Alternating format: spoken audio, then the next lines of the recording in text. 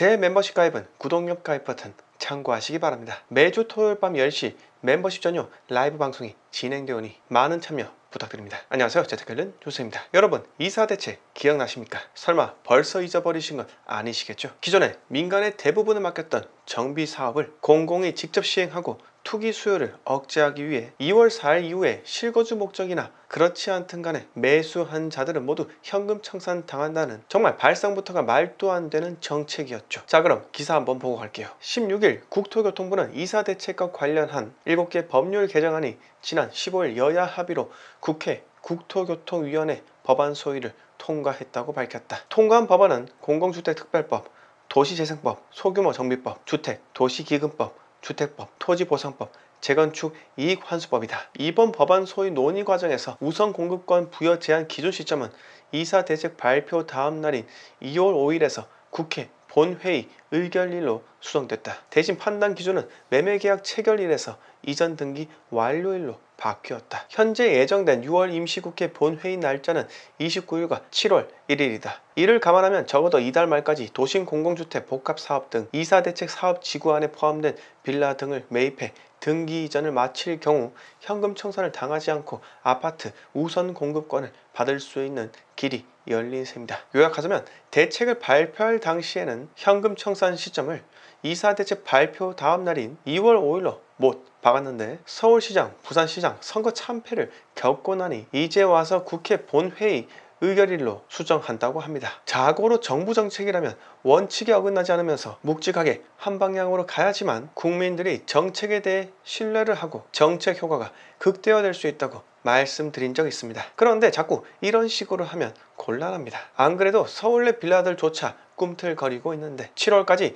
이사대책 사업지구 안에 포함된 빌라를 매입해서 등기치는 사람들은 현금 청산 당하지 않고 우선 공급권을 부여받을 수 있다고 정책 수정한다고 하니 제가 지금까지 집값 폭등한다고 할 때 그 집이라는 단어는 오직 아파트라 말씀을 드렸었는데 이제는 제가 말을 바꾸어야 할 필요성을 느낍니다. 앞으로 아파트 공급권을 가진 빌라는 아파트보다 더 폭등할 수 있으니까 말이죠. 저는 도대체 정부가 무슨 생각으로 이렇게나 갈피를 못 잡는지 모르겠습니다. 현금 청산일이 2월 5일에서 7월 1일로 변경이 된다면 이사대책 발표가 뭐고 아무것도 모른 채 2월 5일 이후에 빌라 계약을 체결했다가 만약 그 지역이 공공정비 사업구역으로 포함이 된다면 현금 청산 당하면서 피눈물 쏟을 뻔했던 아주 일부의 사람들, 이 사람들만 혜택을 보게 되는 것이죠. 지옥에서 구제된다고 할까요? 저는 현금 청산 위기에 빠진 일부 사람들만을 위해 정책적 로스가 발생할 걸 감안하면서라도 무리하게 추진한 배경이 무엇인지 참 궁금합니다. 이렇게 청산일 기준을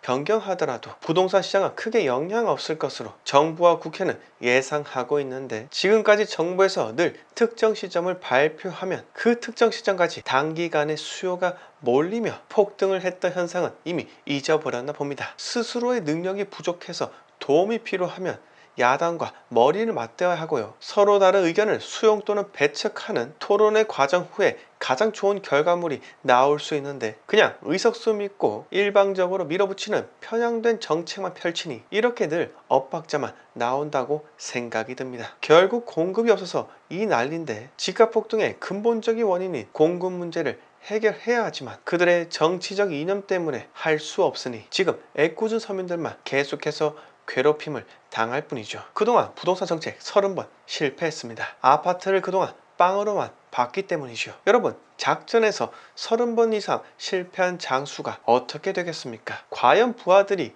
목숨을 바쳐 끝까지 맞서 싸울 수 있을까요? 그냥 이번에도 또 실패하겠지. 그냥 적당히 하는 척 신용이나 하자. 이게 인간의 본연적 심리인 겁니다. 현 정권 들어서 유주택자가 처음 되신 분들께서는 과거에는 진보적 성향이었다 하더라도 얼마 지나지 않아 보수화될 가능성이 아주 큽니다. 왜 그렇겠습니까? 그들이 믿었던 정치는 계속 흔들리고 실패했지만 집값은 그들의 믿음처럼 굳건하게 우상향한다는 것을 이미 깨달았거나 앞으로 깨달을 것이기 때문이죠. 이제라도 집을 사셔야 합니다. 그동안 너무 많이 속지 않으셨습니까? 다음 이야기로 넘어가겠습니다. 연이은 상패 행렬, 비트코인 ETF 승인은 또 연기. 국내 가상자산 거래소의 상장 폐지 행렬이 이어지고 있다. 업비트, 코인빗에 이어 빗썸도 상장 폐지를 예고하면서 관련 코인 4종이 급락했다. 17일 빗썸은 최근 특근법, 특정금융정보법, 신고를 앞두고 투자자 보호를 최우선 원칙으로 상장시와 동일한 엄격한 내부 기준에 의해 거래 지원 종료를 진행 중이라며 4종의 코인을 4달 5일 오후 3시부로 상장 폐지한다고 밝혔다. 빗썸에서 상장 폐지를 예고한 4종의 코인은 하락을 피하지 못했다. 17일 오후 6시 10분 상장 폐지 리스트에 오른 드래곤베이는 빗썸 기존 전일 대비 69.65% 내린 15.45원, DVP는 전일보다 67.68% 하락한 12.24원을 기록 중이다. 앞서 SEC는 지난 4월 미국 자산운용사 바네크의 비트코인 ETF 승인 여부를 발표할 예정이었지만 이를 이번 달로 미룬 뒤 재차 승인 연기 의사를 밝혔다. 바네크뿐만 아니라 갤럭시 디지털, 피델리티 등의 금융사가 비트코인 ETF 출시를 신청하면서 SEC의 승인 여부는 가상자산 업계의 최대 관심사로 떠오른 바 있다. 가상화폐를 통해 빠르고 많이 벌 수 있다는 유혹에 빠지신 적 있으실 겁니다. 하지만 지금은 가상화폐에 투자할 때가 아니라 앞으로도 가상화폐 투자는 접근하지 말아야 한다고 말씀드리고 싶습니다. 우리 주위에 비트코인으로 수십억, 수백억 번 사람들이 존재합니다. 그들은 수천에서 수억을 장시간 묻어두는 모험을 감행했기에 큰 돈을 벌 수 있었지, 큰 착각을 해서 주식처럼 코인을 사고 팔다가 갖고 있는 돈 다 잃은 사람도 상당수 존재합니다. 비트코인을 돈 번 사람 정말 우연한 기회에 돈을 번 것이라 생각을 합니다. 그리고 수십억, 수백억을 번 사람들은 수백, 수천, 수억을 잃은 사람들이 많이 발생하였기 때문에 가능했던 거라 생각도 듭니다. 소수의 누군가는 돈을 버는데 다수의 누군가는 돈을 잃는다. 뭔가 떠오르지 않으신가요? 맞습니다. 폰지 사기 또는 다단계에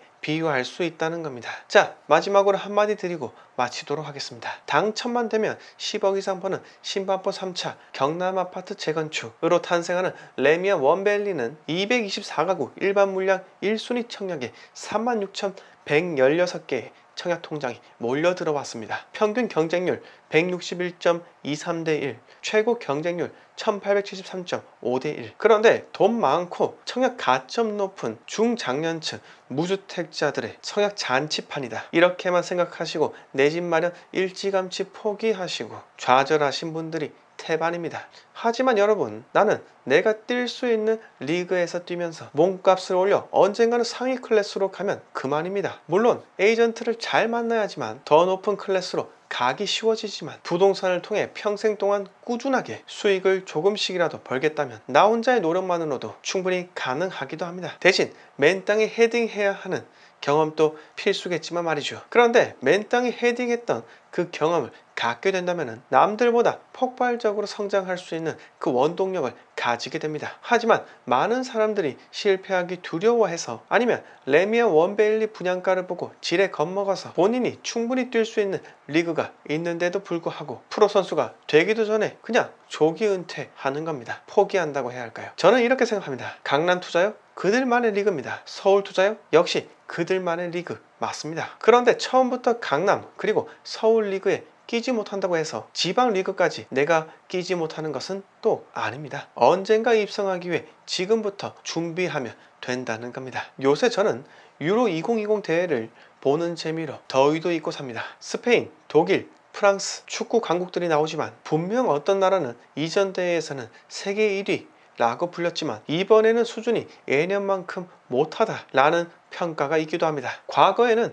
유력한 우승국이었는데 왜 지금은 수준이 낮아졌을까요? 저는 그것은 바로 한 국가의 축구 사이클이다 라고 생각이 듭니다. 국가대표 자원의 연령대가 노화되지 않도록 유스를 적극 키우면서 유스 활용 계획을 장기간 잘 세워야 하는데 세대 교체를 이끌어내지 못한 국가는 몇 년 전에는 최강국이었으나 결국 도태되는 것이죠. 부동산도 마찬가지입니다. 사이클을 얼마만큼 잘 타는지가 관건이기 때문에 수요가 높은 곳인데 오래되어 저평가된 곳, 신축인데 과다한 입주 물량으로 마피가 뜬 곳, 사이클에 뒤처지지 않도록 끊임없이 발굴을 해야 한다는 겁니다. 여러분, 이제는 부동산 사이클에 타셔야 하지 않겠습니까? 자, 오늘 이야기 여기서 모두 마치겠습니다.